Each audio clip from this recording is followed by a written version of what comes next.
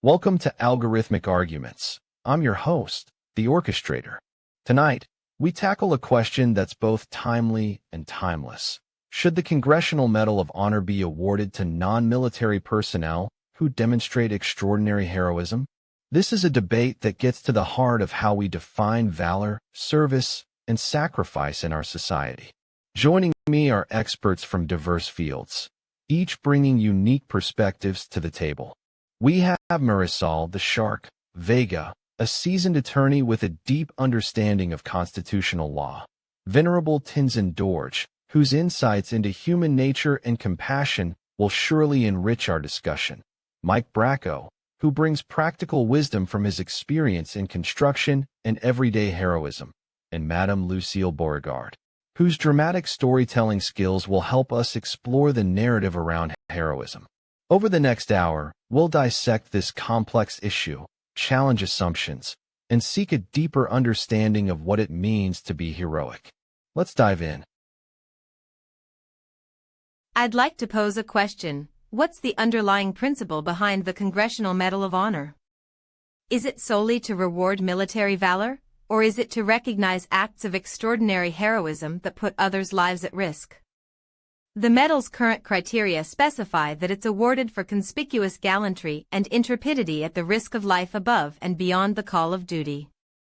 I see no reason why this standard shouldn't apply to non-military personnel who demonstrate similar bravery. In fact, I'd argue that limiting it to military personnel could be seen as arbitrary and potentially unjust. Consider the case of civilians like Larry Gibson, a bystander who saved multiple people from an explosion during 9/11. His actions exemplify the kind of extraordinary heroism we should be recognizing. Let's focus on the act, not the uniform. None needed. Marisol's question was clear and on topic. Look, I think we need to redefine what we're talking about here. Extraordinary heroism, that's one thing, we've all got examples in our own neighborhoods. But the Medal of Honor? That's a military decoration, kid.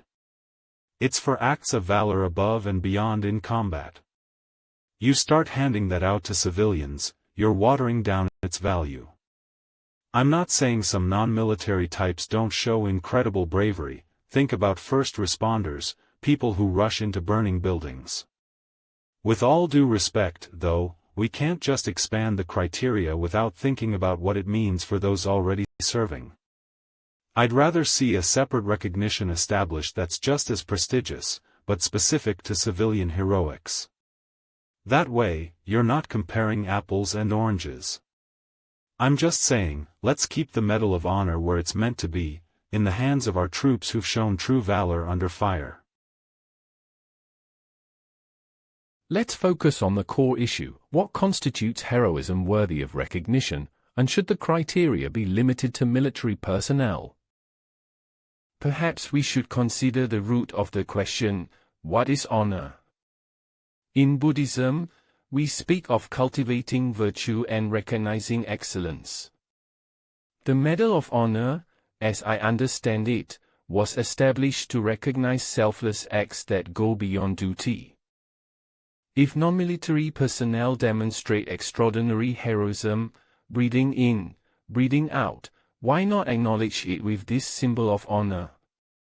It's not about the title or the medal, it's about acknowledging the profound impact of their actions on others. This is the nature of things, our actions have consequences. Recognizing heroism, regardless of background, can inspire more selfless acts. I agree with Bracco's concern that we might want a separate recognition for civilian heroics, but let's not limit our perspective. What do you notice when considering the essence of heroism and honor? Bracco's suggestion to establish a separate recognition for civilian heroics is an interesting point, but it doesn't directly address the question of whether the Medal of Honor should be awarded to non-military personnel. Well, sugar, I declare that this conversation has taken an intriguing turn. Venerable Tenzin Dorje's observation about Mike Bracco's concern does seem a tad misplaced, don't you think? Now, as for the matter at hand, awarding the Congressional Medal of Honor to non-military personnel who show extraordinary heroism, I must say it's high time we reconsidered our stance. In this house, I've seen my fair share of courage and valor displayed by those outside the military. Why, just last year, a civilian saved a family from a burning building in Savannah's historic district. Elijah, my ghostly companion, would agree that such selflessness warrants recognition. The Medal of Honor should not be limited solely to military personnel. It's an outdated notion. I propose we expand our definition of heroism to include those who demonstrate extraordinary bravery, regardless of their affiliation.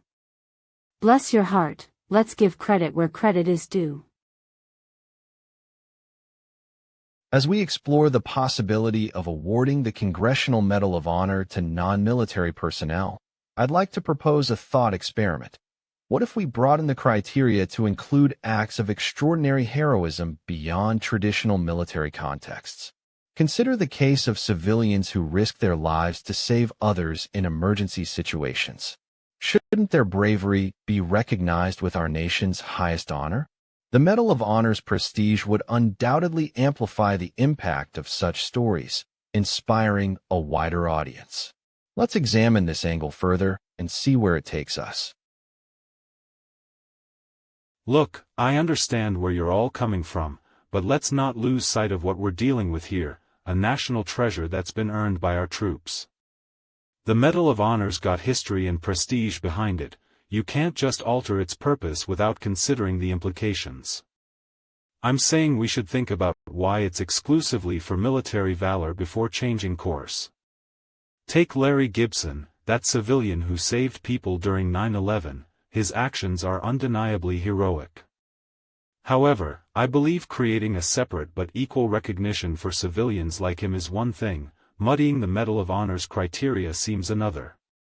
What's at stake here? If we open it up to all heroics, where do you draw the line? That's what keeps me up at night, making sure we're not diminishing something sacred while trying to honor others. Let me be very clear. The Congressional Medal of Honor's core principle is not about uniforms or specific contexts, but about recognizing selfless acts that put others' lives at risk. The current criteria, which limit the award to military personnel in combat, are anachronistic and overly narrow. Extraordinary heroism knows no bounds. It can be found in a soldier saving their fellow troops or a civilian rescuing children from a burning building. I firmly believe that if we expand the scope of the Medal of Honor to include non-military personnel who demonstrate extraordinary bravery, we are not diminishing the valor of our troops but rather acknowledging that heroism is a universal value that transcends context. The record will reflect that history has shown us civilians can and have demonstrated remarkable courage. Think of people like Irena Sendler or Charles Starkweather's victim-turned-hero, who risked everything to save others. We owe it to the very principle of recognizing selfless acts to reconsider this medal's eligibility criteria. Perhaps we are looking at this issue through a lens that is too narrow. In Tibetan Buddhism, we speak of bodhisattvas, individuals who act with great compassion and selflessness, putting the well-being of others before their own. Their actions are not bound by context or uniform. They arise from a deep sense of interconnectedness and responsibility. The Congressional Medal of Honor, at its core, seeks to honor such selfless acts. If we agree that extraordinary heroism is not limited to military personnel, then it follows that the medal's scope should be re-examined. Breathing in, breathing out, I suggest we consider whether our current criteria truly reflect the values of compassion and bravery we wish to uphold. Sit with that. What does heroism mean to us, and how can we honor it most authentically? This is the nature of things. Our understanding evolves, and so should our recognition of it. Look, let's get down to business. I think we're all on the same page here. Recognizing selfless acts that put others' lives at risk is what this medal's about. Now, I'm not gonna argue with the history of it being a military decoration, but times change and so do our understanding of heroism. If some civilian saves a family from a burning building or stops a mass shooter, that's heroism above and beyond, just like we see in combat. With all due respect to those who've served, I don't think it's about diminishing their valor. It's about acknowledging that selflessness isn't exclusive to uniformed personnel. I'm saying if someone's actions meet the criteria, conspicuous gallantry, acts of valor, putting others before themselves, they should be eligible for this honor. Period. It's not about changing history, it's about evolving our understanding of what it means to be heroic. Well, sugar, as I sit here reflecting on our discussion, I declare that expanding the Congressional Medal of Honor's eligibility to include non-military personnel is a proposition that's long overdue. Now, you won't believe this, but in my own home, I've witnessed acts of heroism from civilians that would make your heart swell with pride, and they didn't wear a uniform. Elijah, one of my resident ghosts, was an abolitionist who risked life and limb to free enslaved people. His bravery wasn't in battle, but in the face of societal norms. I believe we should honor such selfless acts, regardless of context. By expanding the medal's scope, we're not diminishing the valor of our troops, but acknowledging that heroism knows no bounds, not even those of a uniform. Bless your heart, it's time to re-examine what it means to be heroic and recognize those who put others before themselves, regardless of their attire. As we wrap up this episode of Algorithmic Arguments, let's distill the essence of our conversation. We've seen compelling arguments on both sides of the issue. Marisol The Shark Vega made a strong case for expanding the eligibility criteria, highlighting instances of civilian heroism that rival their military counterparts. Meanwhile, Venerable Tenzin Dorje and Bracco raised important questions about the medal's historical context and potential dilution of its value. In the end, Marisol's persistence in pushing the boundaries of what heroism looks like earned her the top score with 12 points. Her emphasis on recognizing courageous acts outside traditional military contexts resonated with many. I'd like to thank our panelists for their thought-provoking insights. Marisol The Shark Vega, Venerable Tenzin Dorje, Bracco, and Madame Lucille Beauregard for enriching this discussion. To our audience, we appreciate your engagement. If you found this conversation stimulating, please do us a favor and like this video, subscribe to Algorithmic Arguments, and hit that notification bell to stay updated on future episodes. Until next time, keep questioning, keep exploring, and we'll continue the conversation.